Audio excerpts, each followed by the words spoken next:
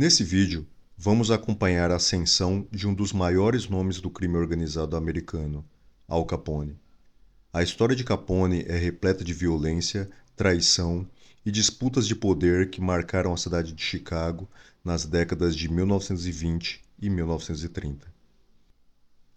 E já que você gosta tanto de história como nós, por favor, inscreva-se no canal, dê seu like se o conteúdo for do seu agrado, pois assim o canal será mais recomendado e mais pessoas poderão nos encontrar e partilhar da nossa paixão por história.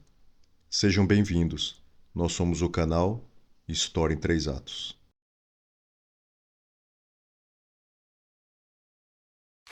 Ato 1. A Guerra das Cervejas. Chicago, 1920. A cidade está em ebulição com a Lei Seca em vigor. A Lei Seca foi uma política nacional nos Estados Unidos que proibia a produção, venda e transporte de bebidas alcoólicas de 1920 a 1933.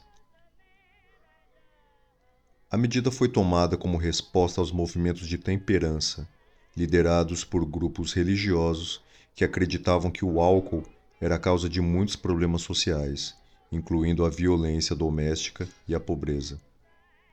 A lei foi amplamente desrespeitada, levando ao surgimento de um mercado clandestino de álcool e à ascensão de gangues criminosas que controlavam sua produção e distribuição. O álcool em Chicago chegava por meio do contrabando vindo do Canadá ou por meio de produção caseira que aconteceu em destilarias ilegais controlados pelas gangues.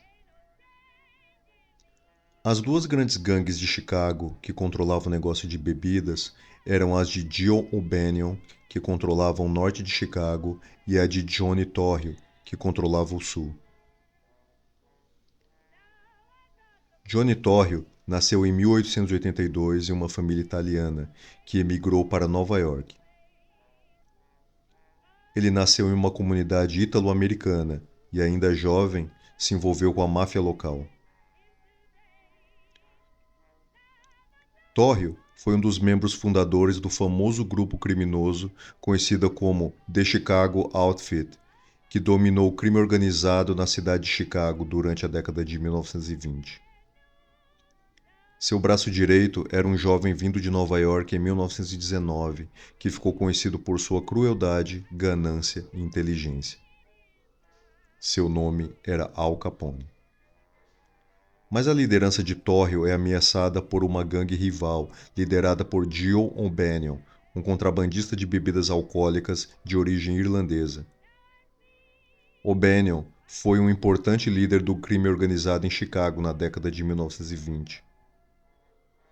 Ele era o chefe da North Side Gang, uma das principais gangues da cidade, e controlava um mercado ilegal de álcool na região do norte da cidade. O negócio do contrabando de bebidas era extremamente lucrativo, gerando anualmente valores de 100 milhões de dólares somente para a gangue de Torrio, valores que hoje seriam da ordem de 1,3 bilhões de dólares. Torrio exige a O'Banion que ele pague tributos. O'Banion se recusa e passa a roubar os carregamentos de bebida de Torrio.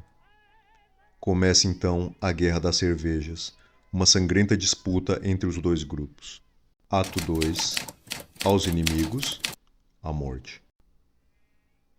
Emboscadas, roubos e assassinatos marcam a disputa entre as gangues controladas por Torrio e O'Banion no início dos anos 1920. Com tanto dinheiro e poder em jogo, as atividades dos dois grupos se intensificam e o domínio de um grupo sobre o outro passa a ser essencial.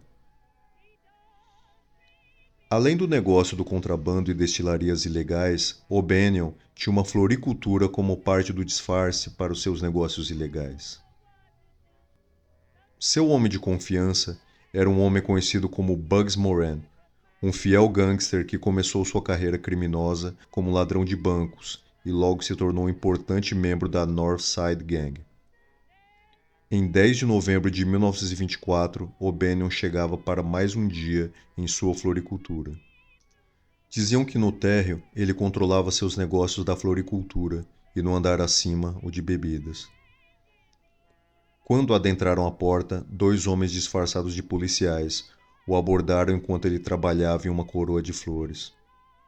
Os homens dispararam uma série de tiros, sendo que 6 atingiram O'Banion. Eles fugiram em disparada e logo O'Banion estava morto. O assassinato foi atribuído a Al Capone por influência de Torrio, que via O'Banion como uma ameaça aos seus negócios devido à sua crescente influência e poder. O assassinato de O'Banion teve graves consequências para o crime organizado de Chicago. Ele era um dos líderes mais respeitados e influentes da cidade, e sua morte provocou uma grande reação da North Side Gang e começou uma sangrenta guerra com o Outfit. Ato 3. Outro. O clima era de vingança entre a gangue que era liderada por O'Banion. No cortejo fúnebre de O'Banion, que parou a cidade de Chicago, foi enviada uma enorme coroa de flores com os simples dizeres de All. Bugs Moran, que era o seu braço direito, tomou as rédeas do grupo e tornou-se obsessivo em vingar a morte de O'Banion e acabar com Torrio e sua gangue. A resposta não demorou a vir. Em 24 de janeiro de 1925, enquanto chegava em casa de carro com a esposa, Johnny Torrio foi surpreendido e alvejado pelo próprio Bugs Moran.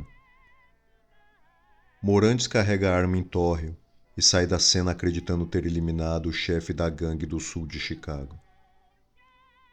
Surpreendentemente, mesmo tendo vários órgãos perfurados, Torrio sobrevive. O ataque deixou Torrio gravemente ferido e ele passou várias semanas se recuperando em um hospital. Abalado, Torrio decide deixar Chicago e entregar o controle de seus negócios a Capone. Capone assume e eleva a outro patamar o nível de violência da gangue.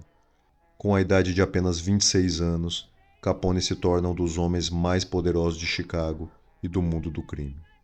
A Guerra das Cervejas atinge um outro patamar, e a partir daquele momento, tudo se intensifica com a guerra se tornando mais brutal, sendo que agora ambos os lados têm novos líderes e ambos querem destruir um ao outro, quase levando consigo uma cidade inteira. Muito obrigado a você que nos acompanhou até o final. Inscreva-se no canal e até a próxima.